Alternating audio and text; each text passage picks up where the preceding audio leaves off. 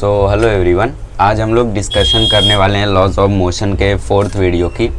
और fourth video में आज हम लोग डिस्कस करेंगे पुली के बारे में, जिसको ऑटवुड मशीन के नाम से जाना जाता है। ठीक है, तो आज जो मैं पढ़ाने वाला हूँ, चांसेस हैं कि नीट में सिर्फ इसी कंसेप्ट से क्वेश्चन है। नीट में क्वेश्चन कहाँ से आते हैं? अभी तक जो 3 वीडियो किया ना, फालतू थे।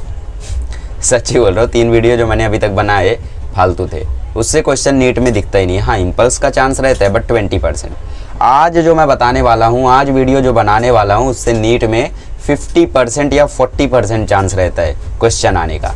ठीक है, तो आज का वीडियो काफ़ी इंपॉर्टेंट रहने वाला है, जेई वालों के लिए भी इंपॉर्टेंट रहने वाला है, बिकॉज आज मैं कंस्ट्रेंट रिलेशन भी डिस्कशन करने वाला हूँ, उसकी शॉर्ट ट्रिक भी बताने वाला हूँ, जो कि आप लोग जानते हो सकता है। तो चलिए शुरू करते हैं और बेसिक से शुरू करते हैं ताकि आपको दिक्कत ना आए।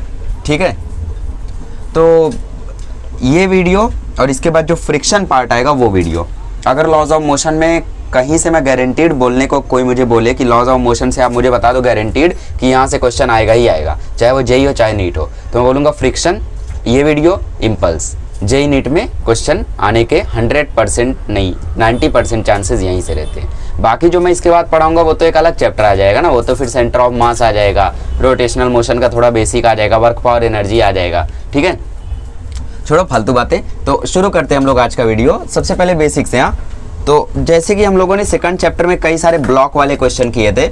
ये हमारा ब्लॉक था, इधर से अगर 10 न्यूटन लग रहा है और इधर से 8 न्यूटन लग रहा है तो रिजल्टेंट फोर्स कितना आता था बताओ आप। इधर से 10 न्यूटन, सामने से 8 न्यूटन। आपको सामने से कोई 8 न्यूटन से धक्का दे रहा है और आप उसको 10 न्यूटन से धक्का दे रहे हो, तो कौन पीछे जाएगा? ऑब्वियस सी बात है, जो ज़्यादा फोर्स लगाएगा वही पीछे जाएगा। मतलब ये ब्लॉक इस डायरेक्शन में ऐसे जाएगा। ठीक है, तो ये आएगा 2 न्यूटन का। अगर ब्लॉक का मास 5 kg है तो आपसे पूछ ले कोई एक्सेलरेशन क्या होता है। ठीक है, तो एक्सेलरेशन का आपको आज से नया फॉर्मूला याद रखना है, net force divide by total mass. Net force divide by total mass, क्योंकि आप यहाँ तो बोल सकते हो कि acceleration is equal to force divided by mass. Force कितना है भाई? 2 न्यूटन, मास कितना है? 5। बट इधर मैं पूछूं तो क्या फॉर्मूला बोलोगे? कौन सा फोर्स? इधर आपने अगर बोला एक्सेलरेशन इज इक्वल टू, अभी नोट मत करना, नोट मत करना, अभी मैं बताऊंगा क्या नोट करना है। इसका क्या नोट करोगे? तो फालतू चीज़ है ना, फोर्स अपॉन मास। तो फोर्स मतलब कौन सा फोर्स? 10 वाला, 8 वाला, या इनका रिजल्टेंट? Net force. ठीक है, आज से आप याद कर लो, एक्सेलरेशन का फॉर्मूला होता है net force divided by total मास। कोई भी न्यूमेरिकल आपको लॉज ऑफ मोशन से आता है तो सबसे पहला काम यही है कि आपको एक्सेलरेशन निकाल कर ही आगे जाना है। रियल बता रहा हूं, मेरे क्वेश्चन सॉल्व ही नहीं होते थे लॉज ऑफ मोशन के। द रीजन वाज दैट मुझे ये आइडिया ही नहीं था कि सबसे पहले हमें एक्सेलरेशन पता करना चाहिए। सीधा मैं क्वेश्चन पे जंप कर जाता था। क्वेश्चन में बोलता है फाइंड द फ्रिक्शन। ठीक है, क्वेश्चन में बोला फाइंड द फ्रिक्शन, सीधा मैं फ्रिक्शन का फॉर्मूला लगा के आंसर पता करने लग जाता था। बट फिर रियलाइज होता था यार एक्सेलरेशन मालूम ही नहीं है, फिर समझ ही नहीं आता था एक्सेलरेशन पता कैसे करूं। तो जब आपको मैं कोई क्वेश्चन कराता हूं तो एकदम ध्यान से देखा करो कि मैं शुरू कैसे कर रहा हूं क्वेश्चन को। एक बार आपने वो पकड़ लिया ना तो आपको सभी चीजें आ जाएंगी। विनीत सर की एक बहुत ही अच्छी लाइन है कि जब भी टीचर्स पढ़ाते हैं तो देखा करो टीचर कैसे क्वेश्चन कर रहा है। ठीक है, जिस तरीके से टीचर क्वेश्चन को सॉल्व कर रहा है वैसे अगर आप भी करने लगोगे तो आपसे भी क्वेश्चन सॉल्व होने लगेंगे। जैसे अभी 12th में एक इलेक्ट्रोकेमिस्ट्री चैप्टर है, सो मुझे भी शुरुआत में उसके न्यूमेरिकल सॉल्व नहीं हो रहे थे। ठीक है, जब चैप्टर स्टार्ट हुआ था, बट लेटर ऑन मैंने थोड़ा एनालाइज किया कि सर कैसे सॉल्व करते, तो मैंने उन्हें देखा कि सर पहले रिएक्शन लिखते एकदम बेसिक से शुरू करते हैं, एकदम स्टेप बाय स्टेप जाते, इसलिए उनसे गलती नहीं होती और मैं डायरेक्टली फॉर्मूला लगाने लग जाता हूँ। तो फिर मैं भी वैसा सिस्टमैटिक जाने लगा और सारे न्यूमेरिकल सॉल्व होने लगे। तो उसी तरीके से जब मैं यहाँ पे क्वेश्चन करूंगा तो एनालाइज करना, समझना कि पहले स्टेप में मैं क्या कर रहा हूँ, दूसरे स्टेप में क्या कर रहा हूँ, तब आप भी वैसा क्वेश्चन आने पर वैसा ही करना। और जो क्वेश्चन मैं आज कराऊंगा मोर देन इनफ होंगे आपके नीट के लिए।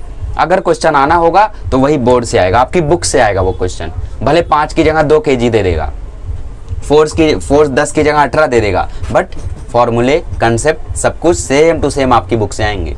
ठीक है, चलो फालतू बातें बहुत हो गई, तो शुरू करते हैं। ऑटवुड मशीन, पुली जानते हो आप लोग? पुली देखो, कुएं में जब हम लोग पानी निकालते थे पहले के टाइम में, छोटा भीम वगैरह में आपने देखा होगा, ये इस तरीके से यहाँ पे चक्री लगी हुई रहती थी, इसी को हम लोग बोलते हैं पुली। ठीक है, ये थोड़ा मैंने गड़बड़ बना दिया, ये इस तरीके से रहता है।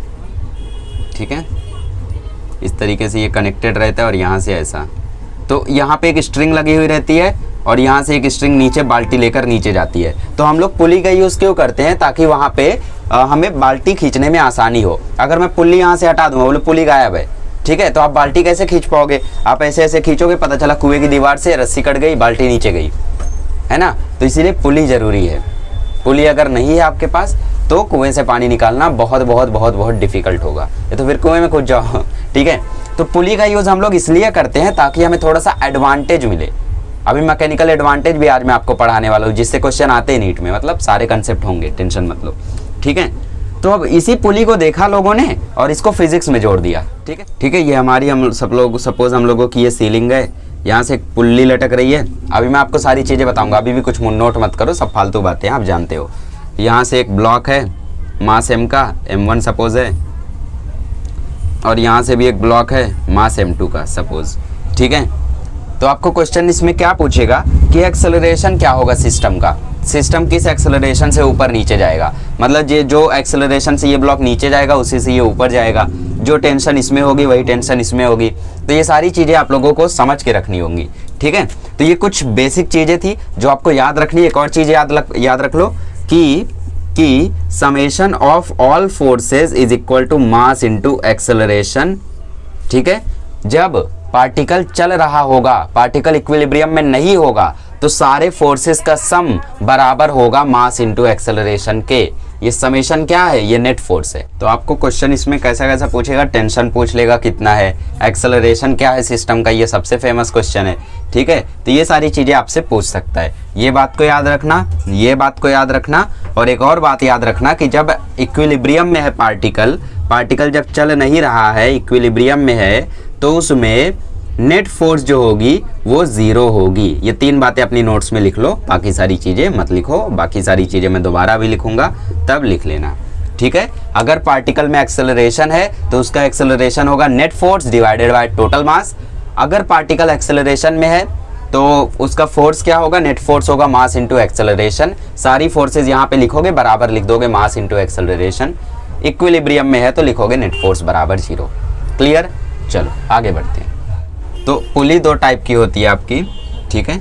एक होती है आइडियल पुली और एक होती है मैसिव पुली, ठीक है। मैसिव पुली के पास मास होगा, और अगर पुली के पास मास आ गया तो फिर आप उसका फ्री बॉडी डायग्राम वगैरह कुछ नहीं बना पाओगे। आइडियल ये रियल पुली होता है, ठीक है, इसको रियल लिखते हैं, और फिर इसके अंदर लिखते हैं मैसिव, और इसके पास फ्रिक्शन भी होता है। तो ये कहानी बहुत ही गंभीर हो जाती है, यहाँ पे आप लोगों को रोटेशनल मोशन वगैरह सब कुछ जुड़ जाता है यहाँ पे। तो ये हमारे सिलेबस में नहीं है, ये सब आप जब इंजीनियरिंग करने जाओगे तब आपको ये सब बताया जाएगा। अभी मुझे भी इसके बारे में कोई नॉलेज नहीं है, कुछ नहीं जानता हूँ मैं सिर्फ इसके बारे में जानता हूँ। आइडियल पुली होती है मासलेस, ठीक है, और होती है फ्रिक्शनलेस, मतलब इसमें फ्रिक्शन भी एब्सेंट रहता है, पुली के पास मास भी नहीं रहता है। मतलब सोचो फिजिक्स की दुनिया, इसके पास मतलब पुली के पास मास भी नहीं है, और उसके पास मास ना होने के बावजूद वो दो मास अपने ऊपर लटक रही है ना। मतलब ये हमारी पुली है और इसके ऊपर 2 मास लटक रहे हैं। बताओ कैसे लटक रहे होंगे, जब इसके पास मास ही नहीं है तो ये कैसे टांगे हुई है 2 पुली को, ठीक है। तो कहीं ना कहीं पूरी फिजिक्स हम लोगों को अजम्पशन पे माननी पड़ती है, अजम्पशन पे चलती है।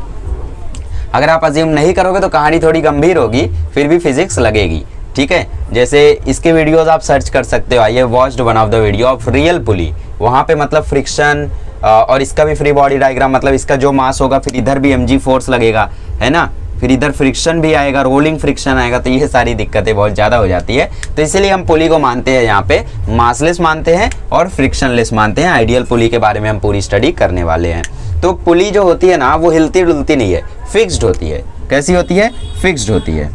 और ये कैसी होती है, ये मूवेबल होती है, ठीक है। अभी मूवेबल के बारे में हम थोड़ा डिस्कशन करेंगे कंस्ट्रेंड मोशन में, तो हम लोग उसको वहाँ पे नहीं लिखते क्योंकि उसको हमने क्रॉस मारा है। तो फिक्स्ड पुली मतलब यहाँ पे फिक्स्ड रहती है, पुली नहीं घूमेगी। जैसे कुएं से जो हम पानी निकालते हैं वो रियल पुली होती है, ठीक है। बट ये कैसी होती है, ये फिक्स्ड पुली होती है। यहाँ पे ऐसे ये फिक्स्ड रहेगी और उसके ऊपर से स्ट्रिंग खुद रोल करेगी।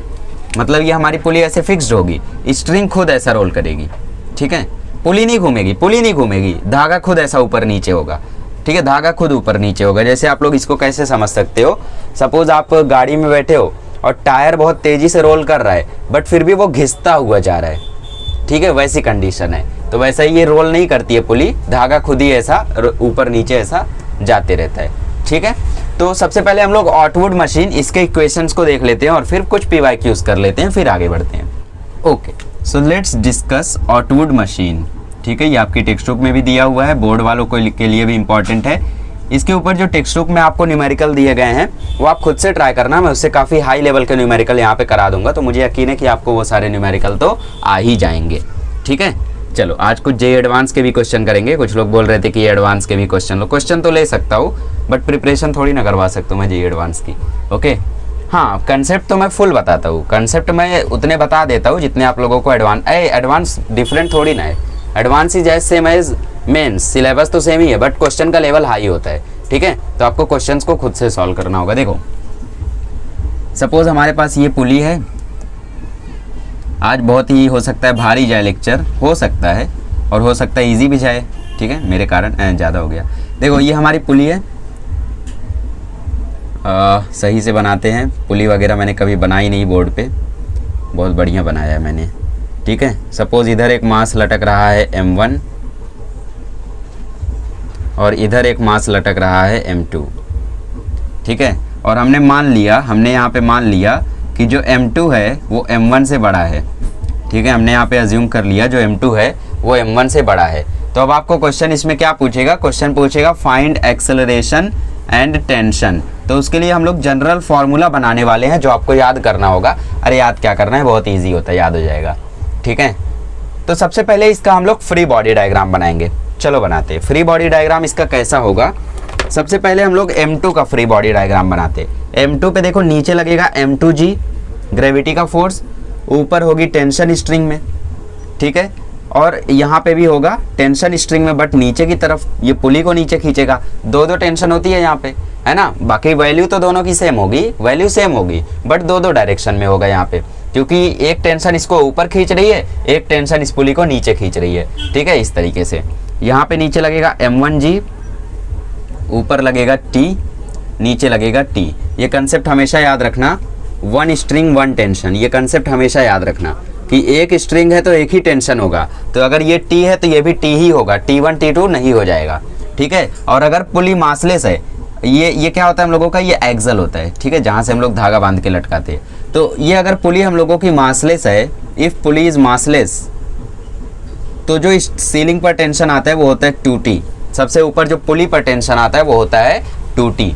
ठीक है, इतना फ्री बॉडी डायग्राम बन गया। अब मैंने बोला M2 M1 से बड़ा है, तो बताओ M2 नीचे जाएगा या M1 नीचे जाएगा, या फिर M2 नीचे जाएगा और M1 ऊपर जाएगा। ठीक है, तो बात सही है दोनों कि M2 नीचे जाएगा और M1 ऊपर जाएगा। अब याद करो, थोड़ा याद मत करो, पहले हम लोग इसका इक्वेशन अपने स्टाइल में लिखते हैं। अच्छा चलो इसके लिए इक्वेशन लिखते हैं। ठीक है, यहाँ पे क्या हो रहा है, M2G नीचे खींच रहा है, यहाँ पे क्या हो रहा है, M2G फोर्स जो है वो ब्लॉक को नीचे खींच रही है और टेंशन ऊपर खींच रही है। ठीक है, तो इक्वेशन आपको याद होगा, मैंने क्या बोला था, मैंने बोला था net force is equal to mass into acceleration. तो यहाँ पे सपोज मान लो कि कोई एक फोर्स नीचे खींच रही है, एक फोर्स ऊपर खींच रही है, बट ये जा किधर रहा है बताओ, ये जा तो नीचे रहा है, नीचे जा रहा है, इसका मतलब M2G T से बड़ा है। तो नेट फोर्स हो जाएगा M2G minus T is equal to M into A। बताओ ये समझ में आया क्या? अगर ये समझ में आ गया ना तो आगे की पूरी कहानी सिंपल है, पूरा आपको पुलिस सिस्टम समझ में आ जाएगा, नीट का हर सवाल हिल जाएगा। ठीक है, बोलो समझा क्या? M2G इसको नीचे खींच रहा है, टेंशन ऊपर खींच रही है, बट ये जा तो नीचे रहा है, नीचे जा रहा है, इसका मतलब M2G जरूर बड़ा है और T छोटा है। तो नेट फोर्स क्या हो जाएगा, M2G माइनस T। समझा? जैसे इस पुली को सीधा कर दो, चलो ऐसा देख लो, ये हमारा M2 है, इधर फोर्स लग रहा है कोई M2G, इसीलिए मैं ये चीज पहले बताया था, और इधर लग रहा है टेंशन, बट ये जा तो उधर रहा है, तो इसका मतलब M2G क्या है, M2G T से बड़ा है। और ये वेक्टर्स कैसे एंटी पैरेलल है, वेक्टर जब एंटी पैरेलल होते हैं तो जो नेट रिजल्टेंट आता है वो होता है इनका minus, M2G minus T। Anti parallel है ना तो इनको हम माइनस करते हैं, तो M2G माइनस T, एक नीचे एक ऊपर, एंटी पैरेलल हो गए, तो M2G माइनस T। ठीक है, अब इसकी ट्रिक भी बता दूंगा, जैसा हमारे टेक्स्ट बुक में मेथड 1 मेथड 2 करके दिया हुआ है, तो ये मेथड 1 है, थोड़ा लेंदी है, बट ये समझ में आया तो सारे सवाल हिलेंगे, ट्रिक समझ में आई तो कुछ सवाल हिलेंगे, ट्रिक में थोड़ी सी मिस्टेक के भी चांसेस रहते हैं, खैर छोड़ो फालतू बातें नहीं। अब यहाँ पे देखो क्या हो रहा है, इसके लिए इक्वेशन लिखो। ठीक है, दोनों के लिए हम इक्वेशन ऑफ मोशन लिखते हैं और फिर सॉल्व करते हैं। M1G नीचे खींच रहा है, टेंशन ऊपर खींच रही है, बट ये जा किधर रहा है, ये तो एक्सेलरेशन ए से ऊपर जा रहा है, मतलब अब की बार जरूर टेंशन जो है वो m1g से बड़ी है, ठीक है, ये आएगा यहाँ पे, ठीक है। जो मास हम लोग ले रहे हैं वो मास का यहाँ पे लिखना जरूरी है।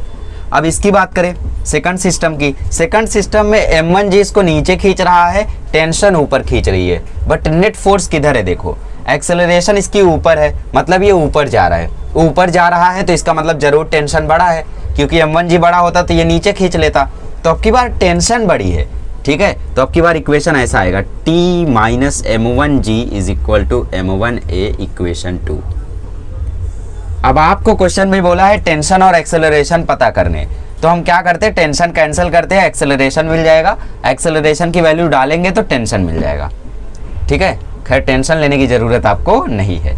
तो ये समझा ना, m1g इसको नीचे खींच रहा है, टेंशन ऊपर खींच रही है, वेक्टर्स एंटी पैरेलल है। जैसे इसको मैं यहाँ पे आपको बना के दिखाऊं तो ये m1 है, टेंशन इधर है, m1g इधर है, तो इसको टेंशन भी खींच रहे हैं, m1g भी खींच रहा है, बट ये जा इधर रहा है, अगर वो उधर जा रहा है तो जरूर टेंशन बड़ा है, वेक्टर्स एंटी पैरेलल है, तो T minus m1g is equal to m1a, ठीक है।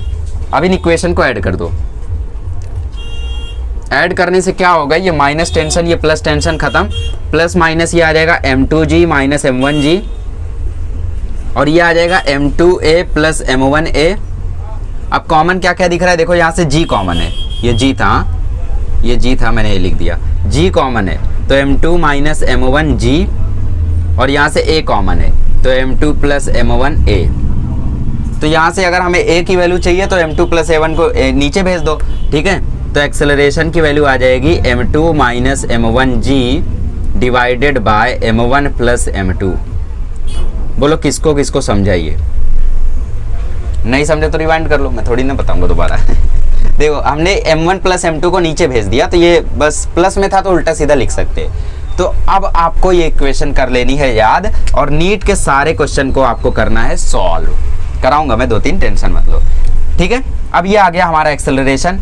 अब टेंशन कैसे आएगा, देखो एक्सेलरेशन की जो वैल्यू है वो ये इक्वेशन में या फिर ये इक्वेशन में पुट कर दो, टेंशन आ जाएगी। तो मैं ये इक्वेशन में पुट करता हूँ, क्योंकि यहाँ पे टेंशन नेगेटिव है तो थोड़ा सा आपको साइन की दिक्कत हो सकती है, ठीक है। तो T इज इक्वल टू यहाँ से देखो तो हो जाएगा m1a प्लस m1g, समझा ना, m1a प्लस m1g। अब m1 ले लो कॉमन, तो यहाँ पे आ जाएगा a प्लस g। अब a की वैल्यू वहाँ पे डाल दो, a की वैल्यू क्या है, m2 minus m1g divided by m1 plus m2 plus g, ठीक है। अब क्या करो, यहाँ पे इसको वहाँ भेजो, तो ये हो जाएगा m2g minus m1g plus m1g plus m2g divided by m1 plus m2। समझ में आया क्या हुआ, मैंने ब्रैकेट ओपन कर दिया, g को इससे मल्टीप्लाई किया तो m2g, g को इससे मल्टीप्लाई किया m1g, फिर ये क्रॉस मल्टीप्लाई हुआ, ठीक है, g m1 m2 के साथ क्रॉस मल्टीप्लाई हुआ तो m1g प्लस m2g। एक बार बुक में खुद से सॉल्व करके देखना, समझ जाओगे।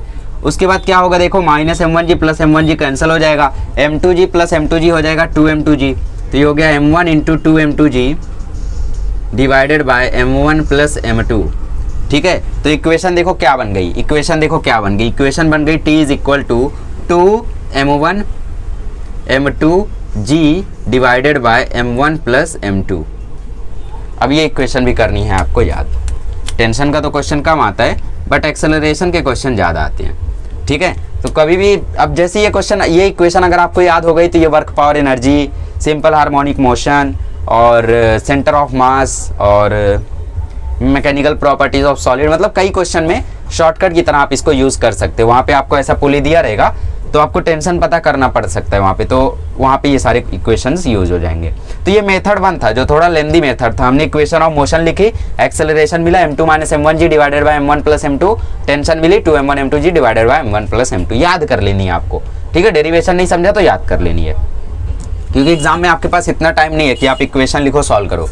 आप एलएन में चले जाओ, कहीं भी चले जाओ, इक्वेशन याद ही करवाते हैं, ठीक है। वो ये नहीं बोलेंगे कि ऐसा लंबे मेथड से सॉल्व करो, मतलब एक एक शॉर्टकट ट्रिक लोग देते जाते हैं। तो इस तरीके से आपको ये इक्वेशन कर लेनी है याद और क्वेश्चन करने हैं सॉल्व। अब इसका मेथड 2 देखते हैं हम लोग थोड़ा। अब जो आपका मेथड 2 है वो एक शॉर्ट ट्रिक है और वो सिर्फ एक्सेलरेशन पता करने में यूज हो सकता है, उससे आप लोग टेंशन वगैरह नहीं पता कर सकते, ठीक है। तो एक्सेलरेशन ही सही, क्योंकि एक्सेलरेशन के ज़्यादा क्वेश्चन आते हैं, चाहे वो जेई हो चाहे वो नीट हो।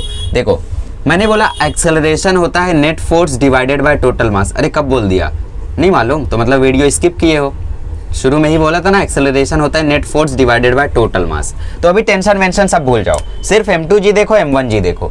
बताओ m2g बड़ा है या m1g बड़ा है?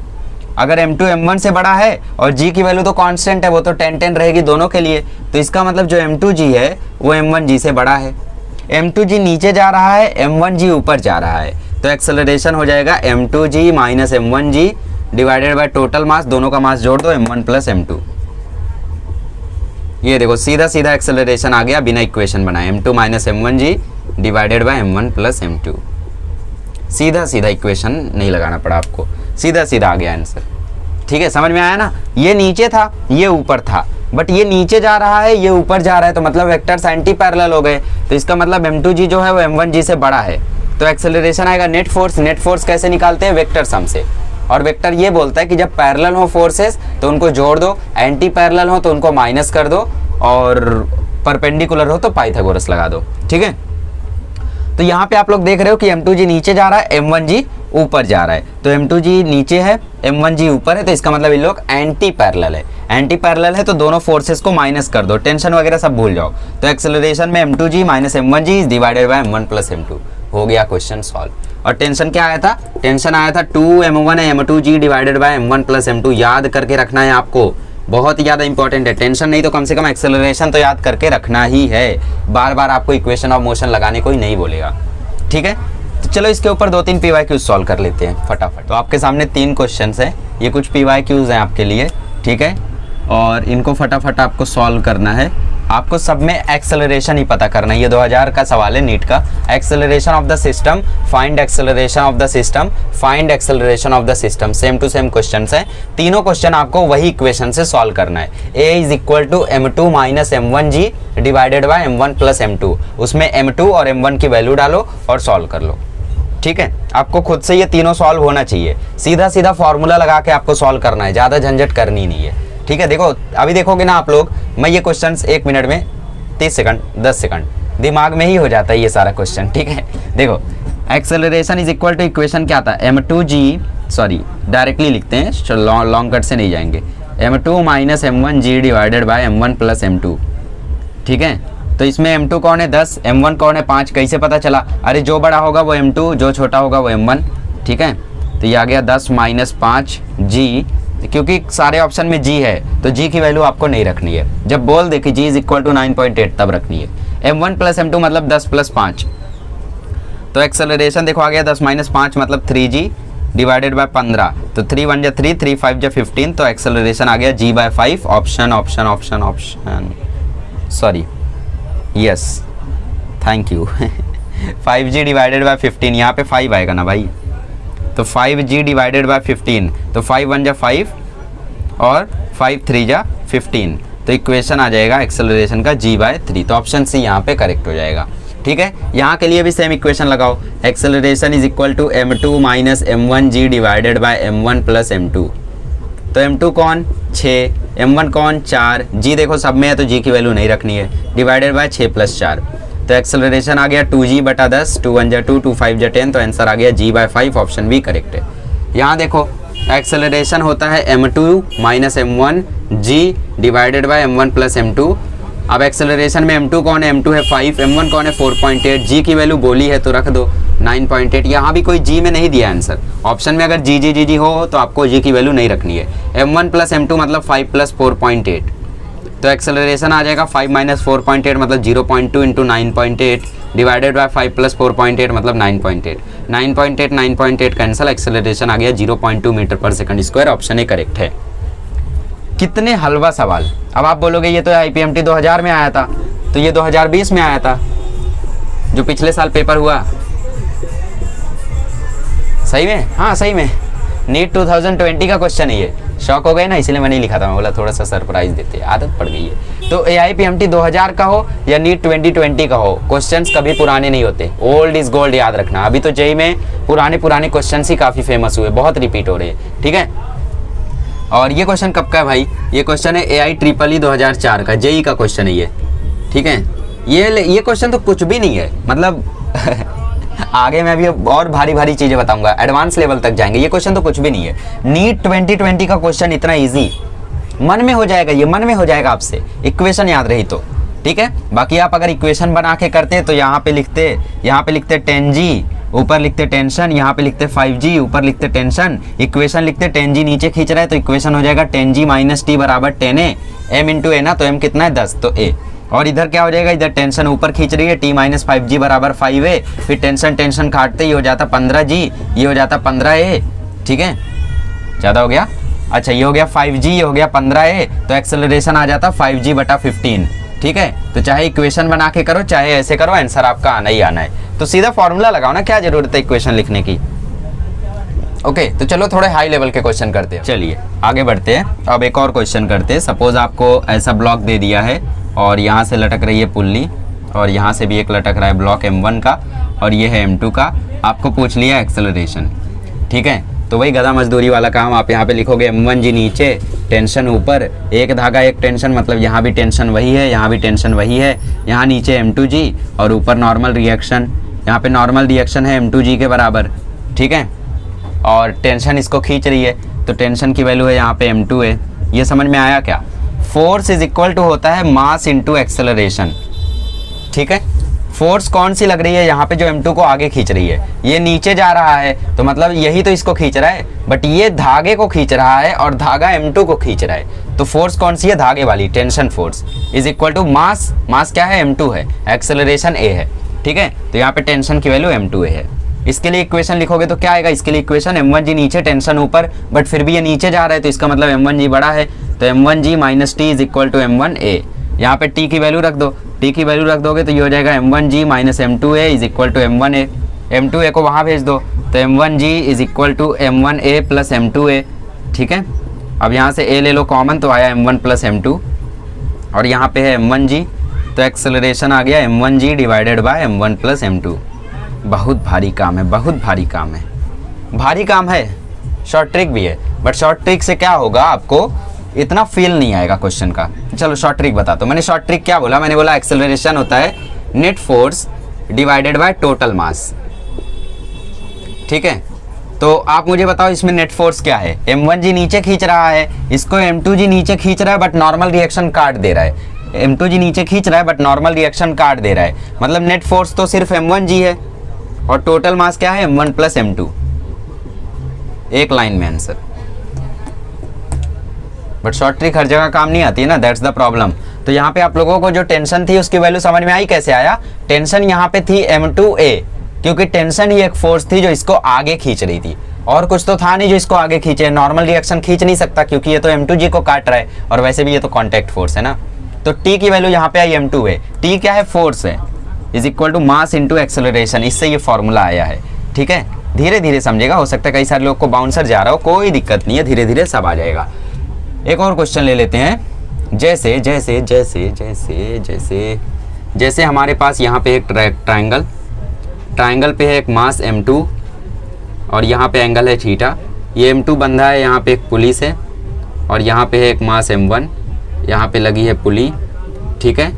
तो आप मुझे बताओ यहाँ पे एक्सेलरेशन क्या होगा सिस्टम का, ठीक है। तो ये एंगल थीटा है, m2g ऐसा लगेगा, फिर m2g के दो टुकड़े होंगे, एक टुकड़ा ऐसे जाएगा तो m2g साइन थीटा और एक टुकड़ा ऐसे जाएगा m2g कॉस थीटा, ठीक है। बट इस टुकड़े को तो नॉर्मल रिएक्शन काट देगा, normal reaction m2g cos theta को काट देगा, और m2g तो तुरंत ही कट गया था जब इसके दो कंपोनेंट हुए थे। दो कंपोनेंट करने के बाद आपको m2g को भूल जाना है, m2g है ही नहीं वहाँ पे।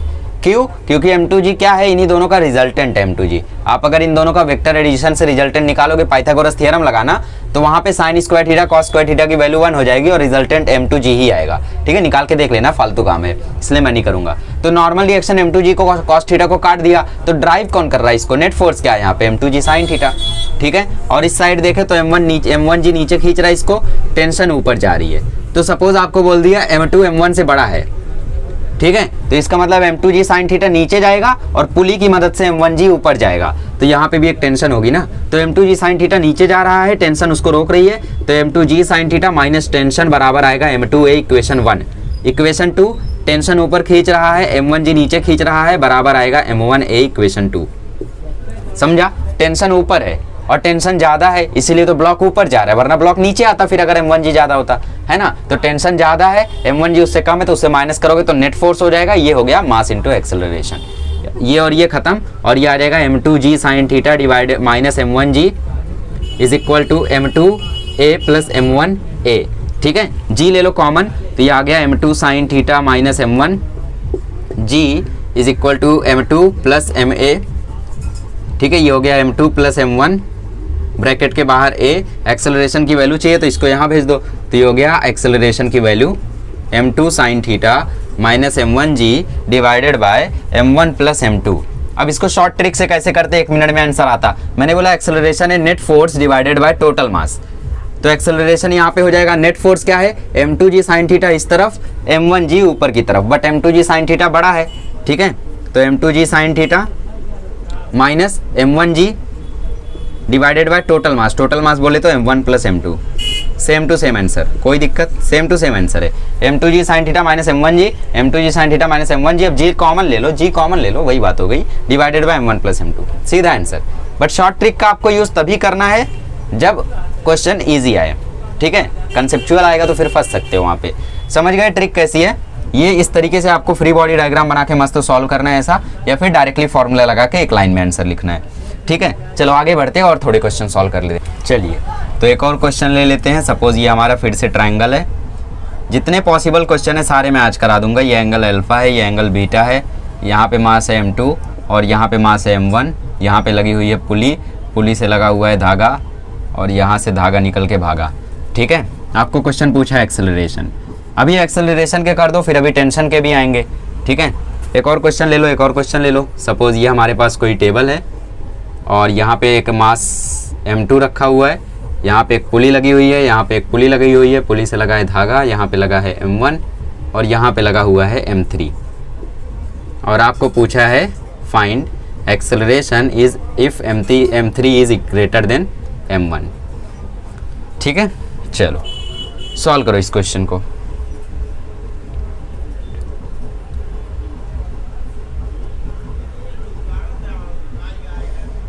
हुआ आया आंसर? पहले मैं आपको कंसेप्ट से करके दिखाऊंगा, फिर ट्रिक बताऊंगा। ठीक है, कंसेप्ट क्या कहता है, देखो इधर लगेगा m2g नीचे की तरफ, फिर इसके दो कंपोनेंट होंगे, इधर m2g साइन बीटा एंगल जो रहेगा वही, और इधर होगा m2g cos beta. But m2g cos beta को नॉर्मल रिएक्शन काट देगा, तो बचा कौन, सिर्फ m2g साइन बीटा। तो ये टेंशन को सिर्फ m2g साइन बीटा रोक रहा है, और इधर m2 m1 से बड़ा है। ठीक है, ये कंडीशन आपको देखनी होगी, m2 m1 से बड़ा है, तो इसका मतलब m2g sine beta minus tension बराबर m2a। समझा, a है ये, यहाँ 9 नहीं है। अब यहाँ की बात कर लो, यहाँ पे टेंशन जरूर बड़ी होगी, इसीलिए तो m1 ऊपर जा रहा है, इधर भी वैसे ही आएगा m1g sine alpha, angle alpha है ना, तो इधर होगा t minus m1g sine alpha बराबर m1a, इक्वेशन 2। अब खटाखट टेंशन खत्म, तो ये आ गया m2g sine beta minus m1g sine alpha, ठीक है, divided by m1 plus m2 is equal to a। Directly कर दिया मैंने, समझ में आया क्या? अरे इज इक्वल टू लिखता मैं m2a प्लस m1a, फिर उसमें a कॉमन लेता तो ब्रैकेट में बचता m1 प्लस m2, उसको यहाँ भेज देता, हो गया। अब डायरेक्टली आंसर कैसे आएगा? एक्सेलरेशन का फॉर्मूला है net force divided by total मास। ठीक है, तो नेट फोर्स कितनी है, m2g साइन बीटा इधर, m1g साइन अल्फा उधर, तो इसकी नेट फोर्स आ जाएगी m2g sine beta minus m1g sine alpha. Total mass क्या हो जाएगा? टोटल मास हो जाएगा m1 plus m2, same to same, एक लाइन में। बाकी इक्वेशन की जरूरत ही नहीं आपको, बट इसके पीछे मत भागना, कंसेप्ट को समझना। ठीक है, अब इसको देखो, इसमें क्या हो रहा है भाई, इधर है m1g, इधर है टेंशन, इधर है टेंशन, इधर भी है टेंशन, इधर भी है टेंशन, इधर भी है टेंशन। ठीक है, ये हो गया m3g और ये हो गया m2g। फ्री बॉडी डायग्राम बनाने आना चाहिए आपको, नॉर्मल रिएक्शन ऊपर।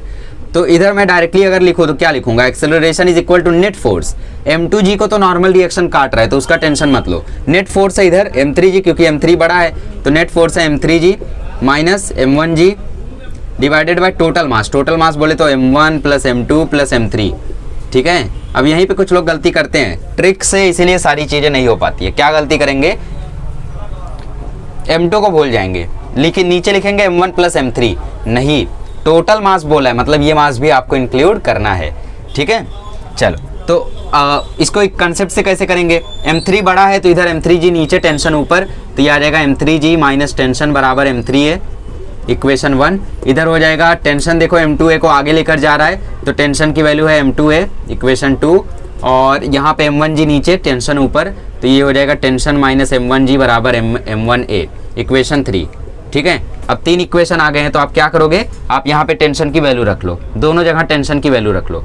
ठीक है, तो ये हो जाएगा m2a, ये हो जाएगा m2a।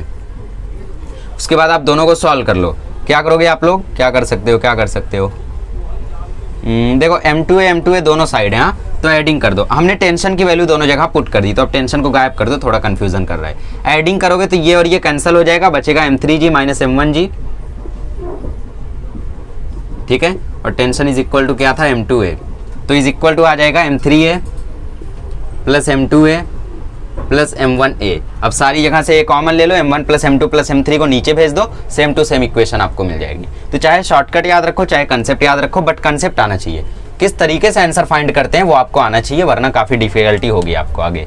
एक और क्वेश्चन लेते हैं फिर आगे बढ़ते हैं, नोट करते जाओ। आज मतलब कम से कम 20 क्वेश्चन कराना ही है पूरे लेक्चर में। ठीक है, ये हमारी पुली है, इससे लटक रहा है एक मास m, इस मास m से लटक रहा है एक मास m, इधर हम लोगों का कोई मास m। आपको क्वेश्चन में पूछा है find acceleration of the system. तो यहाँ पे फ्री बॉडी डायग्राम बनाओगे तो नीचे mg टेंशन ऊपर, इधर भी नीचे mg टेंशन ऊपर। तो यहाँ से आप लोग देख सकते हो mg नीचे है टेंशन ऊपर है, तो इसके लिए अगर हम फ्री बॉडी डायग्राम बनाएंगे, देखो mg नीचे है, एक और mg नीचे है, तो इधर टोटल फोर्स कितना हो गया, इधर टोटल फोर्स हो गया 2mg, और इधर सिर्फ एक ही फोर्स है, कौन सी है, mg। तो एक्सेलरेशन आ जाएगा 2mg minus mg divided by m plus m, total mass ना, तो m प्लस m, तो एक्सेलरेशन आ जाएगा mg divided by 3m, m खत्म, तो एक्सेलरेशन की वैल्यू आ गई g/3। ठीक है, अब टेंशन पूछ लिया तो इक्वेशन लिखना पड़ेगा, फिर ये एक्सेलरेशन तो शॉर्टकट से आ जाएगा, बट टेंशन पूछ लिया तो आपको इक्वेशन लिखना होगा। इक्वेशन कैसे लिखोगे, mg नीचे टेंशन ऊपर, ठीक है, mg नीचे टेंशन ऊपर, तो इक्वेशन आ जाएगी mg माइनस टी बराबर m में a की जगह g/3 पुट कर दो, आंसर आ जाएगा। तो mg माइनस टी बराबर mg/3, टेंशन को वहाँ भेज दो, mg/3 को यहाँ भेज दो, तो ये हो जाएगा mg माइनस mg/3 बराबर टेंशन, तो 3mg माइनस mg हो जाएगा 2mg, और divided by 3 is equal to हो गई टेंशन की वैल्यू। ठीक है, कंसेप्ट आपको आना चाहिए। और जो मैंने शॉर्टकट बताया, शॉर्टकट क्या बताया एक्सेलरेशन का, m2 minus m1g divided by m1 plus m2, और टेंशन का 2m1 m2g divided by m1 plus m2। ठीक है, ये शॉर्टकट कब यूज करोगे आप लोग, जब 2 ब्लॉक होंगे। कब यूज करोगे आप लोग, जब 2 ब्लॉक होंगे। इस पुली में जैसे 3 ब्लॉक आ गए, तो ऐसे कंडीशन में आप लोग ये शॉर्टकट नहीं यूज कर सकते। ये सिर्फ ऑटोवुड मशीन के लिए, सिर्फ 2 ब्लॉक सिस्टम के लिए एप्लीकेबल है, बाकी जगह पे गलत हो जाएगा। देखो यहाँ पे 2mg/3 आ गया। ठीक है, तो टेंशन की वैल्यू हर जगह सेम नहीं होती है, बस 2 ब्लॉक सिस्टम आया तो सीधा ये फॉर्मूला रट के जाना, आंसर मार्क करके आना। ठीक है, चलो अब इसी पुली को थोड़ा अलग तरीके से क्वेश्चंस को सॉल्व करते हैं। मतलब अभी क्वेश्चन कैसा आएगा आपको, बंदर वाला क्वेश्चन आएगा। ठीक है, देखो करते बहुत मजा आएगा। चलिए, तो एक और खतरनाक क्वेश्चन आपके लिए, खतरनाक नहीं है यार, बहुत ईजी है। ये हमारा पुली है दोबारा से, ठीक है, 2 ब्लॉक सिस्टम ही है, और ये ब्लॉक है 1 kg का, और ये ब्लॉक है कोई m2 का। पूछ रहा है अगर पुली में टेंशन है 10 न्यूटन का, तो बताओ m2 की वैल्यू क्या है। पुली में अगर टेंशन है 10 न्यूटन का, तो m2 की वैल्यू क्या है। ठीक है, मुझे पता है आपको ये सारी चीज़ें हो सकता है भारी जा रही हों, सबको भारी जाती है, बट जो हार मान लेता है, जो इस चीज़ को छोड़ देता है, जो अपने आप को बेवकूफ़ बना देता है कि मुझे समझ गया है, उसको ये ज़्यादा दिन तक सताती है। तो प्लीज़ अपने आप को बेवकूफ़ मत बनाना कि मुझे कंसेप्ट आ गया है। ठीक है, ये गलती कभी मत करना। कई सारे लोग, इवन मैं भी कई बार ऐसा मतलब कर देता हूँ कि ऐसा मुझे लगता है कि ये मुझे झूठ मूठ का, अपने अंदर एक फालतू सी गलत फहमी आ जाती है कि हमको ये चीज़ आ गई है। ठीक है, जबकि वो हमें असली में आती नहीं है। तो जिनको भी ऐसी फीलिंग आती है कि पूरा चैप्टर अब तो मुझे समझ गया है, तो एक बार मुझे बता देना, पर्सनली मैं उनका टेस्ट ले लूँगा, पता चल जाएगा। ठीक है, तो कभी भी अपने अंदर ऐसी गलत फहमी मत लाना कि ये कंसेप्ट मुझे समझ गया है। कब पता चलेगा आपको कंसेप्ट समझ गया, जब सारे क्वेश्चन आप खुद से कर पाओगे। वीडियो खोल रहे हो, देख रहे हो सॉल्यूशन, वैसे कर रहे हो, तो मतलब आपको कंसेप्ट नहीं समझा है। अपने आप को बेवकूफ़ मत बनाओ। ठीक है, m2 का मास कितना होगा पूछा है, तो करना क्या है आपको, चलो खुद से पता करो। अरे इक्वेशन लगाओ ना टेंशन का। टेंशन का इक्वेशन क्या है, 2m1 m2g divided by m1 plus m2, बस मिल जाएगा। टेंशन दी है 10 न्यूटन, m1 कितना है भाई, m1 है 1, m2 का पता नहीं, g की वैल्यू है 10, m2 का पता नहीं, m1 है 10। ठीक है, तो 1 प्लस m2 अब उसके बाद देखो ये 10 खत्म, तो ये हो गया m2 जाएगा वहाँ, तो m2 आ गया 2m2, ठीक है, 1 प्लस m2 आ गया 2m2, 1 प्लस m2 आ गया 2m2, तो m2 जाके वहाँ माइनस हो जाएगा, तो 1 इज इक्वल टू हो जाएगा 2m2 माइनस m2, तो 1 इज इक्वल टू आ जाएगा m2। तो मतलब m2 का मास कितना है 1 kg। नहीं समझा, नहीं समझा, बहुत हल्का दिमाग है, ठीक है, नहीं समझा। चलो समझाते दोबारा।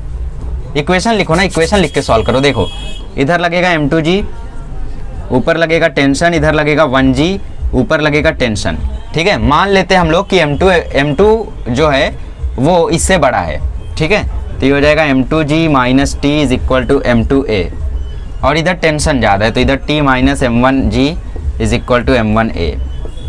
अब टेंशन को कैंसिल करना है क्या? नहीं, टेंशन को आपको लेकर चलना है, ठीक है। तो लेकर चलना है तो फिर आपको एक्सेलरेशन की वैल्यू यहाँ पे मिल जाएगी, एक्सेलरेशन की value m2g minus m1g divided by m1 plus m2, ठीक है। और यही इक्वेशन से आपको टेंशन की वैल्यू मिल जाएगी, मतलब फिर से हम लोग वही इक्वेशन लिख रहे हैं। तो यहाँ पे आप क्या करो, वैल्यूज़ डाल दो।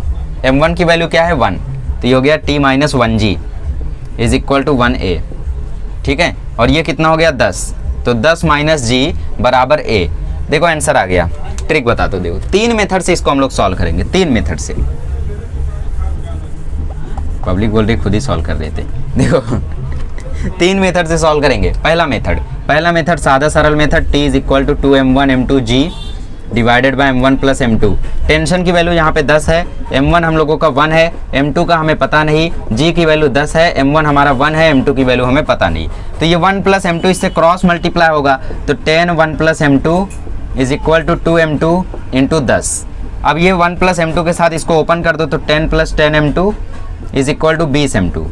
वैसे इतना लंबा जाना नीचे, मैं 10 यहीं पे काट देता, सीधा आंसर लिख देता, बट आपकी कैलकुलेशन थोड़ी वीक है, तो 10m2 को वहाँ भेजो, तो 10 इज इक्वल टू आ जाएगा 20m2 माइनस 10m2। तो 20m2 में से 10m2 गया, बचा 10m2। अब ये 10 खत्म, तो m2 की वैल्यू आ गई 1।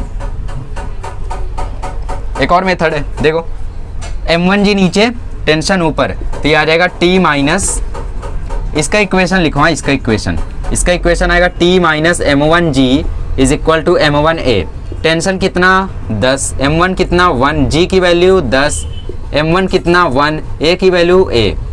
10 माइनस 1 10 जा 10 इज इक्वल टू a, तो एक्सेलरेशन की वैल्यू आ गई 0।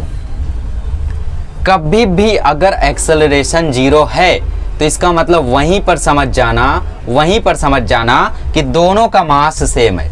एक्सेलरेशन कब 0 होगी? जब दोनों का मास बराबर होगा। तो अगर ये 1 kg है तो ये भी 1 kg होगा। ये हो गया मेथड नंबर 2।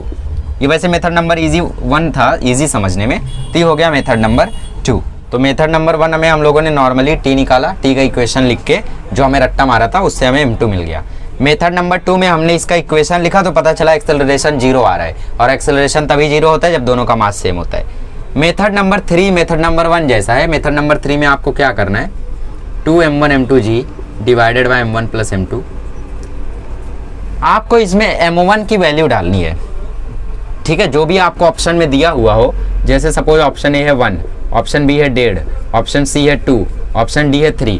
तो इसमें आप वैल्यूज डालो और चेक करो किस वैल्यू पे टेंशन की वैल्यू 10 आ रही है, कौन से मास की वैल्यू पे टेंशन की वैल्यू 10 आ रही है। तो पहले ऑप्शन ए डालते, वही सही भी है।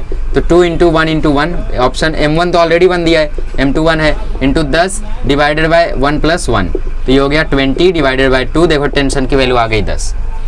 ऑप्शन डाल के हमने चेक किया, टेंशन की वैल्यू 10 आ गई, मतलब ऑप्शन ए करेक्ट है। तो ये सारे मेथड्स है, 3 मेथड है। एक्यूरेट मेथड 1 है, एक्यूरेट मेथड 2 है, method 3 is very time wasting, फालतू, तो उनको मत ट्राई करना। चलो आगे बढ़ते हैं। चलिए, तो एक क्वेश्चन 2010 से है नीट का। इस क्वेश्चन को वही कर पाएगा जो बहुत ज़्यादा लॉजिकल होगा, काफ़ी ज़्यादा लॉजिक लगा लेता होगा, उससे से ये क्वेश्चन हो पाएगा, ठीक है।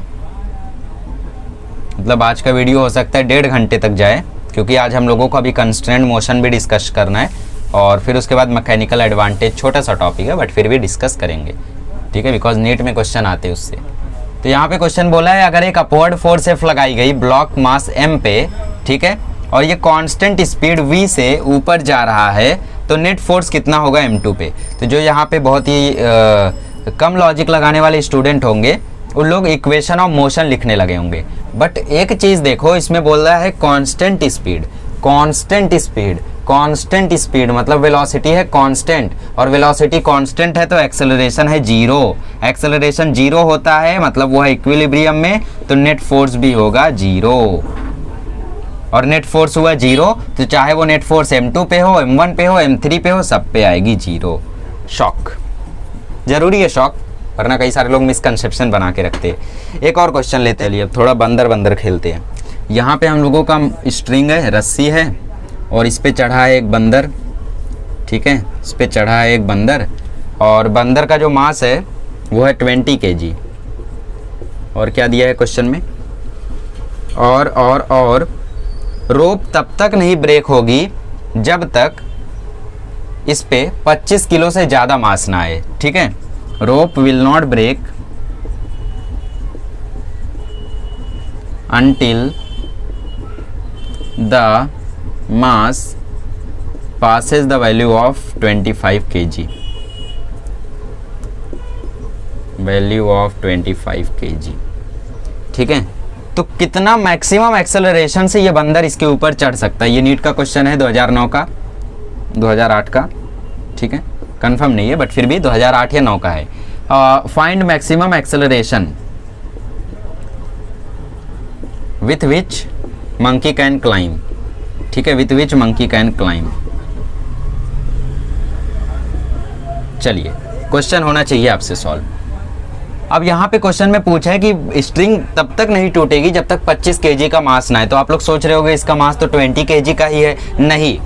सपोज आप किसी को उठा रहे हो, ठीक है, और वो बंदा आपके ऊपर ऐसा झपट के आ जाए, तब आपको भारी ज़्यादा लगेगा। बट अगर वो खुद कोशिश करे उठने का तो वो कम भारी लगेगा। वैसे जब आप स्ट्रिंग पे चढ़ते हो ना, तो आप अगर ज़्यादा फोर्स लगा के तेजी से चढ़ोगे, एक्सेलरेशन बढ़ाओगे, तो फोर्स भी बढ़ेगा। और ये जो 25 kg दिया है ना, ये इसका मास झेलने का कैपेसिटी दिया है। तो टेंशन कितना हो जाएगा, टेंशन हो जाएगा 25 जी की वैल्यू 10, तो टेंशन हो गया 250 न्यूटन, ठीक है, टेंशन हो गया 250 न्यूटन। क्योंकि टेंशन की वैल्यू यहाँ पे क्या होगी, टेंशन की देखो m नीचे टेंशन ऊपर, स्ट्रिंग तो रुकी हुई है तो टेंशन की वैल्यू होगी mg, m कितना 25, g की वैल्यू 10, तो टेंशन होगी 250 न्यूटन, ठीक है। अब इसका मास है 20 kg का, तो इसके लिए फ्री बॉडी डायग्राम बनाओ। मंकी के ऊपर ग्रेविटी ऐसे लग रही है, टेंशन ऊपर लग रही है, मंकी ऊपर जा रहा है, मंकी ऊपर जा रहा है तो इसका मतलब नीचे की फोर्स उसको रोकने की कोशिश कर रही है, बट उस फोर्स को काटता हुआ मंकी ऊपर जा रहा है, तो इसका मतलब टेंशन ज़्यादा है, mg कम है, बराबर आएगा m इंटू ए। ये है नेट फोर्स, ये है मास इंटू एक्सेलरेशन, ये है नेट फोर्स, ये है मास इंटू एक्सेलरेशन। टेंशन ज़्यादा, mg कम, टेंशन है 250, बराबर आ जाएगा ma प्लस mg। ये शॉर्टकट है, ये एक शॉर्टकट है, तो t इज इक्वल टू आ जाएगा m ले लो कॉमन, a प्लस जी। ये शॉर्टकट कर लेना याद, कभी भी एग्जाम में ऐसा क्वेश्चन आ जाए कौन सी स्पीड से बंदर क्लाइंब करे, जैसे एनसीईआरटी में कई क्वेश्चन है ऐसा, है ना, आई थिंक किया है मैंने, है, ठीक है। तो आप लोग सीधा ये फॉर्मूला यूज कर लेना। अब m की वैल्यू 20, एक्सेलरेशन करना है पता, टेंशन की वैल्यू 250, नहीं दिख रहा है, टेंशन की वैल्यू 250, m की वैल्यू 20, एक्सेलरेशन पता करना है, g की वैल्यू 10, तो 250 बराबर हो जाएगा 20a प्लस 200, 200 जाके वहाँ हुआ माइनस, तो ये आ गया 250 माइनस 250 बराबर 20a, एक्सेलरेशन आ गया 50/20, 0 0 खत्म, एक्सेलरेशन आ गया 2.5 मीटर पर सेकंड स्क्वायर। जो ऑप्शन हो करेक्ट मार देना। एक और क्वेश्चन ले लो नीट से ही 2009 से। एक लिफ्ट का मास जो है वो है 2000 kg, ये हमारी लिफ्ट है, लिफ्ट टंगी हुई है स्ट्रिंग से, ठीक है, और केबल में जो टेंशन है वो है 28,000 न्यूटन, और लिफ्ट की जो वेट है वो है 2000 kg। तो आपको क्वेश्चन में पूछा है कौन से एक्सेलरेशन से लिफ्ट ऊपर जा रही है, ठीक है। तो ये 2000 kg का है, तो लिफ्ट के नीचे लगेगा 2000 g, mg नीचे लगेगा, टेंशन ऊपर लगेगा, क्योंकि ये ऊपर जा रहा है तो टेंशन जरूर ज़्यादा होगा, तो ये हो जाएगा t माइनस mg बराबर ma, तो t बराबर आ जाएगा ma प्लस mg, तो m ले लो कॉमन, अंदर आया a प्लस जी, ठीक है। अब टेंशन की वैल्यू है 28,000, m की वैल्यू है 2000, a पता नहीं, g की वैल्यू 10, 3 0 खत्म, तो 28, 2 आया इसके नीचे, यहाँ पे मल्टीप्लाई में है तो यहाँ के डिवाइड में हो जाएगा, ये है a प्लस 10, 2 14 28, और 14 में से 10 माइनस कर दो तो एक्सेलरेशन की वैल्यू आ जाएगी 4 मीटर पर सेकंड स्क्वायर, ठीक है। 4 मीटर पर सेकंड स्क्वायर से ये लिफ्ट ऊपर जा रही है। समझ में आया अच्छे से, ठीक है। कभी कभी आपको क्वेश्चन में पूछ लेगा कि पता करो क्या लिफ्ट नीचे जा रही है, तो वहां पे आप लोग देखोगे अगर ये ज्यादा हुआ, ये कितना है बताओ, जी की वैल्यू रखो, जी की वैल्यू 10, तो ये है 20,000 न्यूटन और वो है 28,000 न्यूटन। अगर कभी ये टेंशन से ज्यादा हुआ तो समझ लेना लिफ्ट नीचे जा रही है। ठीक है, लिफ्ट से जब हम लोग नीचे जाते हैं तो हमारा वेट बढ़ जाता है। बताना मत किसी को, हाँ, हो सकता है गलत बात हो। फिलहाल इस कंडीशन में वो बात सही है। अगर इसका मास ज़्यादा हुआ, मतलब जो नीचे की फोर्स है वो टेंशन से ज़्यादा हुई, तो समझ लेना लिफ्ट नीचे जा रही है। बट इधर टेंशन इससे ज़्यादा है तो लिफ्ट ऊपर जा रही है। ठीक है, चलो आगे बढ़ते हैं। चलिए, तो एक IIT का क्वेश्चन है आपके सामने, ये क्वेश्चन सॉल्व करो। आपको लगेगा क्वेश्चन बहुत हलवा है, मैं सेम टू सेम फार्मूला लगाता हूँ, नहीं, इतना भी ईजी नहीं है। ठीक है, चलो करो। चलो मैं करता हूँ। अब देखो, इसमें बोला है मंकी ब्रांच से नीचे आ रहा है। ठीक है, मंकी जो है वो ब्रांच से नीचे आ रहा है। नीट वाले करके देखो, अगर आपसे हो गया ना तो आपका नीट 50% कन्फर्म। ठीक है, चलो, ये है मंकी हमारा और ये है मंकी की पूंछ और मंकी आ रहा है हमारा नीचे।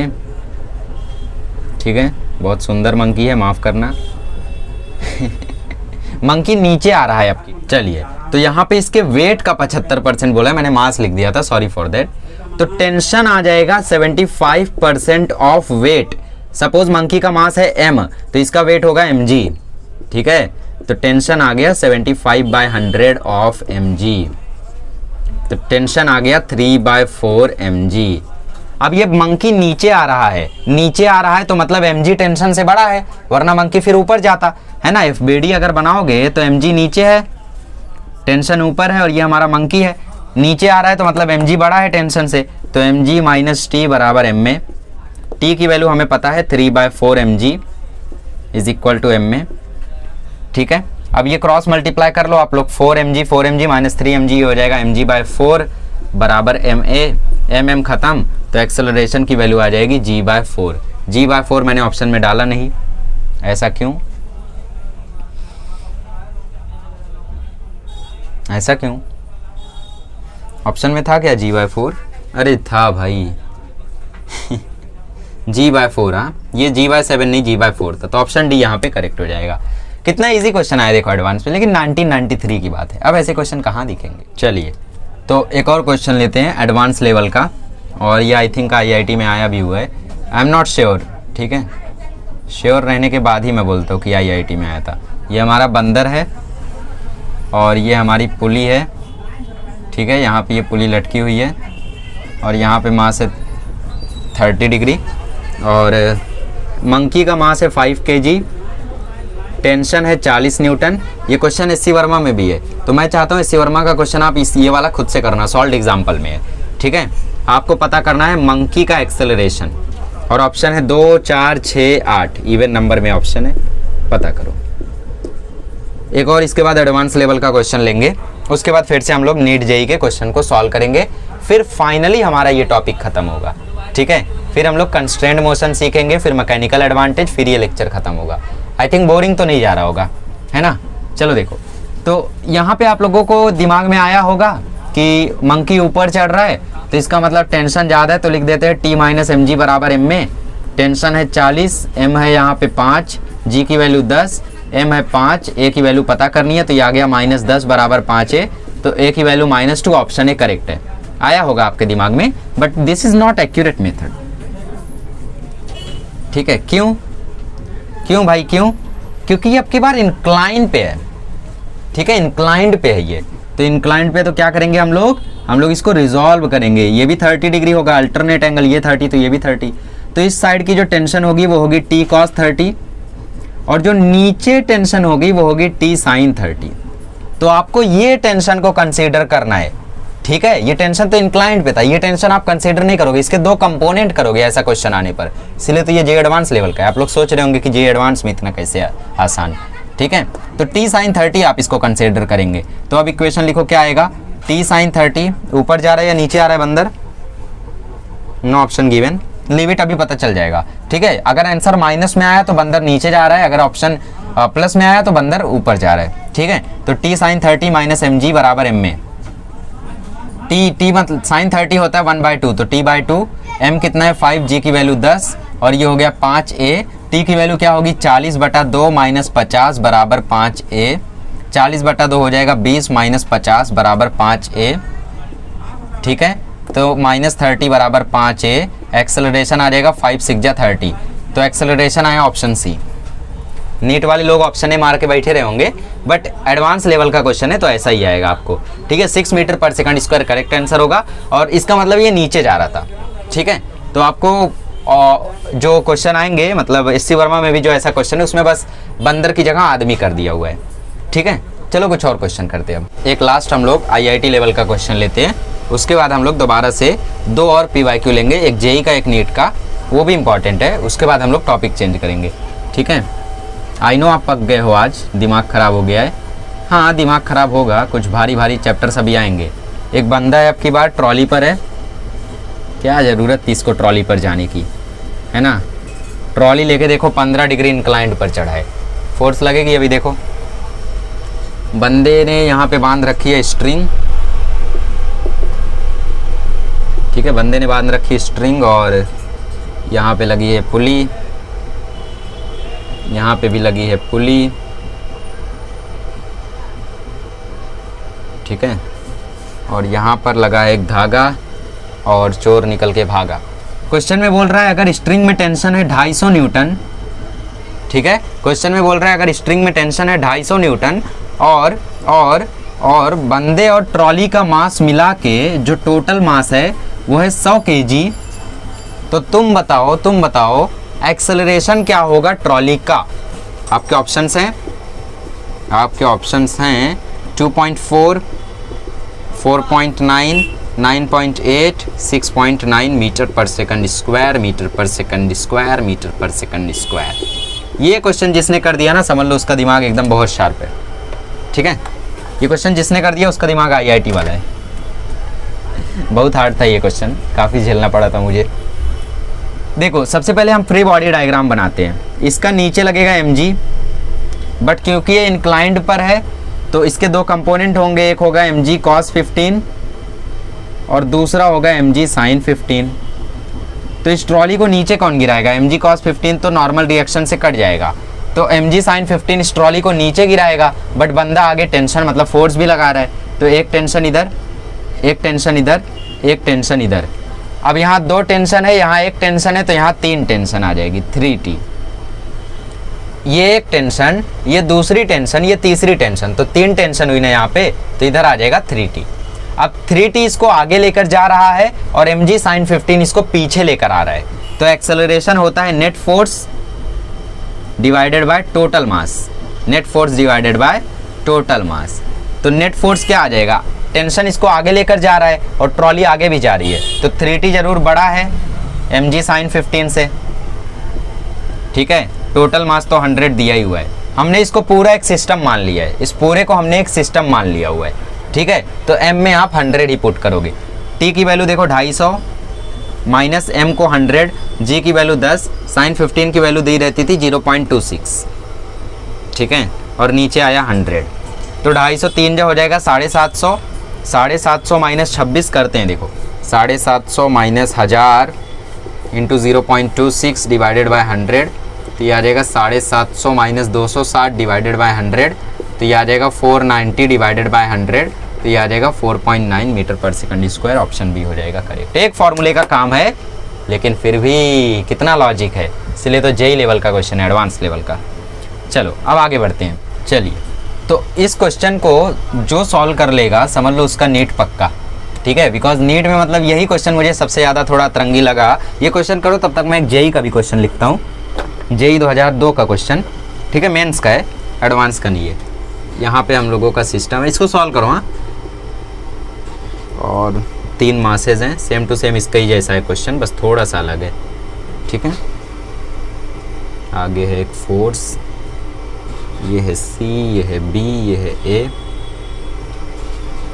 मास सबका है 2 kg, मास सबका है 2 kg, फोर्स है 10.2 न्यूटन। क्वेश्चन में पूछा है find T in B and C। ठीक है, option A, option B, option C, option D. Okay, 9.2, 7.8, 4.8, 4, 9.8। चलिए, तो ये दो क्वेश्चंस हैं, ये 2002 का सवाल है जेई का, ठीक है, AI-EEE नाम से जाना जाता था उसको तब। तो ये क्वेश्चंस काफ़ी इजी हैं, ठीक है, दोनों के दोनों क्वेश्चन सेम है। देखो, इसमें भी बी और सी के बीच में इसमें टेंशन पूछा है, इसमें कॉन्टैक्ट फोर्स। कॉन्टैक्ट फोर्स कौन सी फोर्स होती है? शायद मैंने बताया था, नॉर्मल रिएक्शन। चलो देखो, न्यूटन लगा लेना ऑप्शन में, हाँ ठीक है। तो सबसे पहले मैंने बोला था ऐसे क्वेश्चन को करते हुए एक्सेलरेशन पता करना। इस पूरे ब्लॉक्स को हम मान लेंगे एक सिस्टम है और आगे जा रहा है एक्सेलरेशन ए से, तो एक्सेलरेशन हो जाएगा net force divide by total मास। तो नेट फोर्स यहाँ पे तो सिर्फ 14 है, तो 14 ही लेंगे। टोटल मास हो जाएगा 4 + 2 + 1 मतलब 7। तो एक्सेलरेशन आ गया 2 मीटर पर सेकंड स्क्वायर। अब जरा बी और सी का केस देखो, बी और सी के बीच में नॉर्मल रिएक्शन है और वही नॉर्मल रिएक्शन उनको आगे लेकर जा रहा है ना। और कोई फोर्स है क्या जो यहाँ पे सी को आगे लेकर जाएगी? नहीं है। अच्छा, ए और बी की बात हो रही है, ठीक है। तो ए और बी की अगर हम लोग बात करें तो फ्री बॉडी डायग्राम बनाते हैं। ए का फ्री बॉडी डायग्राम देखो, ए का, ए में देखो यहाँ से लग रहा है 14 न्यूटन का फोर्स, यहाँ से लग रहा है नॉर्मल रिएक्शन, ठीक है, बट बॉडी आगे जा रही है, मतलब 14 Newton is greater than normal reaction बराबर मास इंटू एक्सेलरेशन, मतलब 4a। 14 माइनस n, एक्सेलरेशन कितना है 2, तो 4 दूनी 8, तो नॉर्मल रिएक्शन आ गया 6 न्यूटन। आ गया आंसर। इस क्वेश्चन में आपको एक्सेलरेशन भी दिया हुआ है 0.6 मीटर पर सेकंड स्क्वायर। तो यहाँ पे आप लोगों को पहला टेंशन यहाँ है, दूसरा टेंशन यहाँ है, तो इसको हम लोग टी बोल देते हैं और इसको टी डैश बोल देते हैं, ठीक है। तो पहले ए का FBD बनाओ, ए का FBD बनाओगे तो देखो फोर्स आगे, टेंशन पीछे भागे, तो बट ये ब्लॉक आगे जा रहा है, तो इसका इक्वेशन लिखो, फोर्स आगे टेंशन पीछे, तो ये हो गया F - T बराबर M × A, ठीक है। अब इधर क्या होगा, इधर देखो एक टेंशन आगे है, एक टेंशन पीछे है, बी का FBD बनाओ, ये हो गया इक्वेशन 1। ये जितना इजी दिखता है उतना इजी है नहीं, ठीक है, ये तो काफ़ी इजी था, सीधा हो गया, बट ये टेंशन की बात है, ठीक है, तो टेंशन आ जाएगा उसमें। तो एक टी इसको आगे खींच रहा है और एक टी डैश इसको पीछे रोक रहा है, ये वाला टी डैश, ठीक है। तो इसका इक्वेशन हो जाएगा T - T डैश बराबर M × A। इसीलिए तो मैं बोला शॉर्टकट से सारे क्वेश्चन नहीं हिलते। अब ये देखो लॉन्ग कट से हमें जाना पड़ा, इक्वेशन लिखना पड़ा है ना, टी आगे टी डैश पीछे, तो -T + T कैंसिल, तो इसका इक्वेशन आ गया F - T डैश बराबर 2ma। और यही टी डैश हमें पता करना है, यही तो है tension between B and C, ठीक है। तो टी डैश को वहाँ भेज दो, 2m को यहाँ भेज दो, तो F - 2ma बराबर टी डैश, बस वैल्यू पुट कर दो, 10.2 - 2 × 2 × 0.6 बराबर टी डैश। करो सॉल्व, 2 × 2 = 4, 4 × 0.6 आ जाएगा 2.4, ठीक है। तो I think 7.2 is the correct answer है, 7.2। देखते हैं, 10.2 - 2.4, 9, 1, 2, 8, 7.8, 7.8 कोई ऑप्शन में है 7.2 नहीं गाइस, ये 7.8 था, ठीक है। तो 7.8 इज द करेक्ट आंसर। तो आई थिंक अब लेक्चर को स्टॉप करना चाहिए, 1 घंटे हो गए, मुझे लगा आज मैं सारे टॉपिक्स को कवर कर दूंगा, बट नहीं हो पाए।